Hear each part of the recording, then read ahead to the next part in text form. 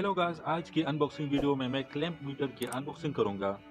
हुआ कुछ यूं था कि हमने रूम कूलर बाय किया था। तो जैसे हम रूम कूलर को घर ले आए तो यहाँ स्टार्ट करने के बाद रूम कूलर ने हाई करंट की वजह से स्पार्किंग स्टार्ट कर ली और वो जल गया। इसके बाद सेकंड रूम कूलर के साथ भी सेम यही हुआ। थर्ड रूम कूलर शॉपकीपर देते वक्त बोला, मेरा ये इलेक्ट्रीशियन आपके साथ चला जाएगा।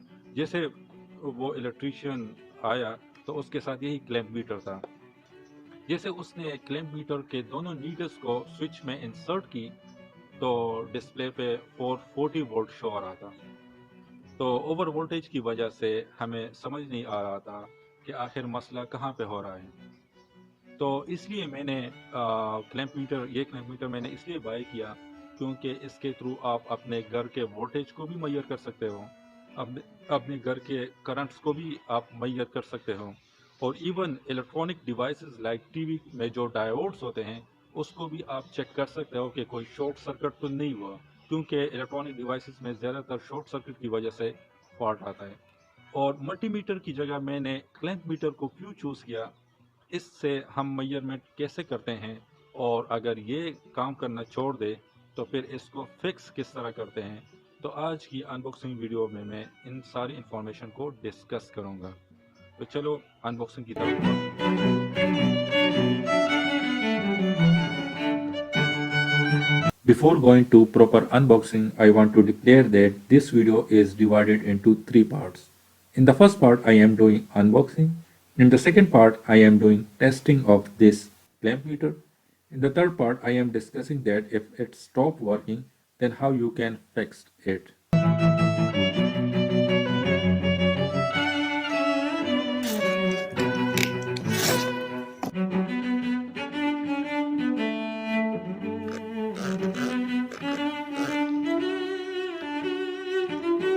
Okay, so this is my clamp meter. ये मीटर लीड्स हैं। अच्छा, इसको साइड पे रख लेते हैं और ये मेरा क्लैंप मीटर है।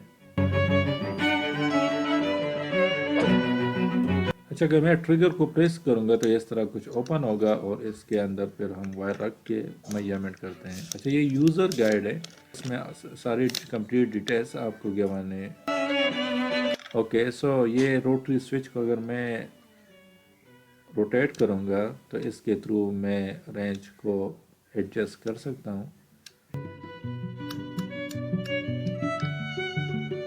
तो चलो इसको ओपन कर लेते हैं।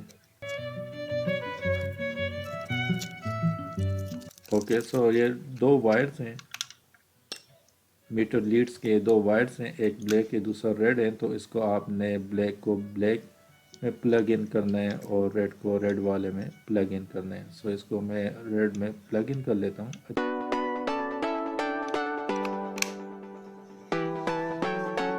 और ब्लैक को आपने ब्लैक वाले में प्लग इन करना है। अच्छी तरह से आपने इसको प्लग इन करना है। तो रोटरी स्विच को मैं शॉर्ट सर्किट पे फिक्स कर लेता हूँ।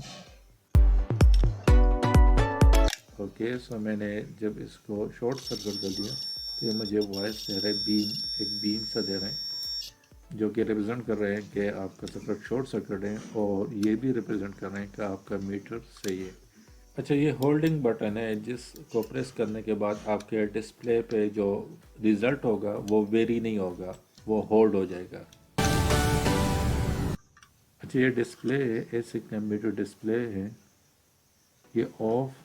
इसके बाद ये 600 वोल्ट डीसी को रिप्रेजेंट कर रहा है, उसके बाद 600 वोल्ट एसी को रिप्रेजेंट कर रहा है, ये 200 एम्पेयर, ये 20 एम्पेयर, और ये बीम साउंड को रिप्रेजेंट कर रहा है और डायोड को भी रिप्रेजेंट कर रहा है। अगर डायोड की शॉर्ट सर्किट आपने देखनी है तो यहाँ पे आपने रोटरी स्विच को यहाँ पे आपने लाना है। ये होल्ड बटन है और ये मॉडल जो है दैट इज़ EM303। अच्छा, अगर आप ट्रिगर को प्रेस करते हो तो ये जस्ट कुछ इस तरह ओपन होते हैं, उसके अंदर मेटल्स हैं। जब ये क्लोज होंगे तो ये दोनों मेटल्स क्लोज हो जाते हैं और मैग्नेटिक फील्ड को जनरेट करते हैं।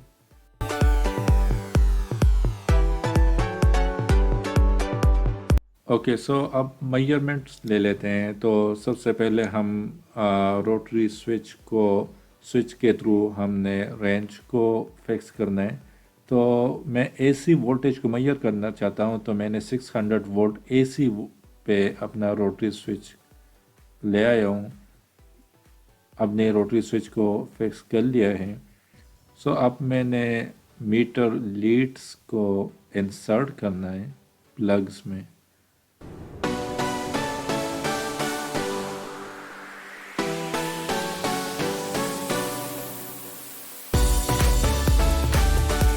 ओके, सो ये मुझे 11 to 11 शो कर रहा है। सो मैं दोबारा प्रेस कर लेता हूँ।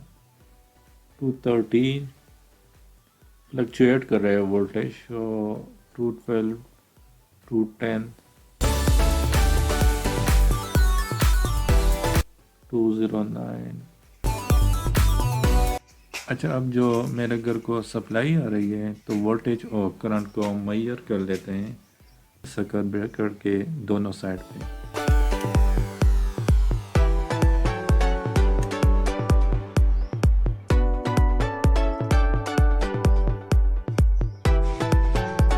तो चलो पहले ऊपर साइड पे मेजर कर लेते हैं। सो यहाँ पे मैं दो फेस के दरमियान मैंने मीटर लीड रख दिए हैं। तो ये मुझे 400 वोल्ट इसको शो करना चाहिए। 395, सो राउंड अबाउट 400 मुझे शो कर रहे हैं। अच्छा, सर्किट ब्रेकर के लोअर साइड पे वोल्टेज को चेक कर लेते हैं। तो यहाँ पे ये 400 वोल्ट शो कर रहे हैं।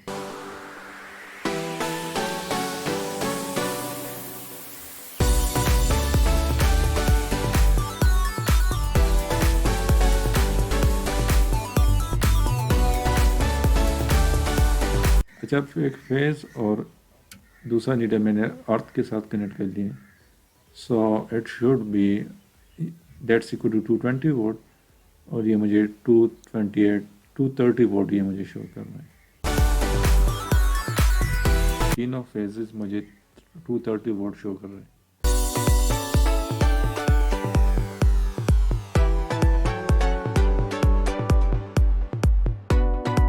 अच्छा, मैं करंट को मेजर कर लेता हूँ, लेकिन उसके लिए सबसे पहले मुझे रेंज को सेलेक्ट करना है। तो रेंज को एम्पेयर रेंज को सेलेक्ट करने के बाद ये मुझे -0.2.1 एम्पेयर दे रहे हैं। तो माइनस मीन्स कि इसमें करंट अपोजिट डायरेक्शन में जा रहा है।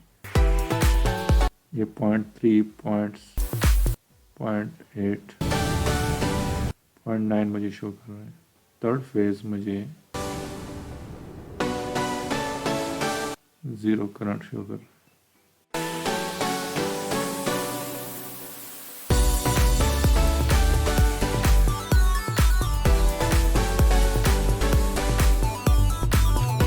ज़्यादातर जो प्रॉब्लम्स आते हैं क्लैंप मीटर में वो इसके सेल्स में आते हैं। तो इसको आपने इस तरह ओपन करना है, और उसके बाद यहाँ पे हमारे पास एक सेल होता है, और वो सेल आपको इजीली मार्केट से मिल जाएंगे। तो आपने वो मार्केट से लाके फिर उसको इस तरह रिप्लेस करना है। जस्ट आपने ये रिप्लेसमेंट करनी है, उसके बाद ये क्लैंप मीटर आपके पास काम स्टार्ट कर लेगा।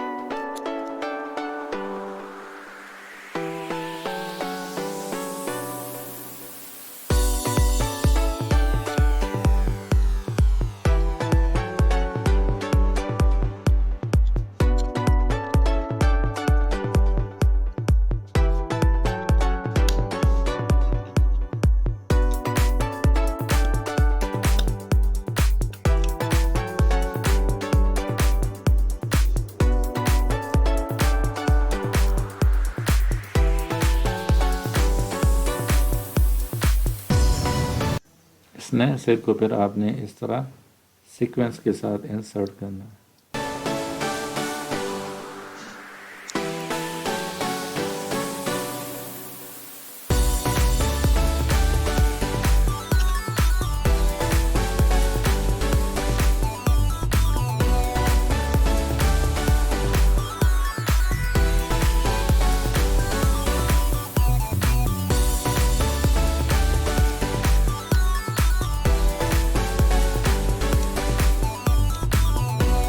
तो ये मेरे पास फिक्स हो गया है। अब मैं रोटरी स्विच को डीसी पे ले आता हूँ और इस सेल को चेक कर लेता हूँ कि ये सेल वाकई में डेड है या नहीं। तो let's check it.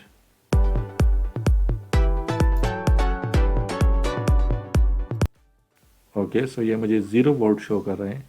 So it means कि ये सेल मेरे पास डेड हो गया है। तो आप सेल को भी इस तरह चेक कर सकते हैं। उम्मीद करता हूँ आपके घर में भी अब मेरे घर की तरह कोई इलेक्ट्रिकल इंस्ट्रूमेंट नहीं जलेगा।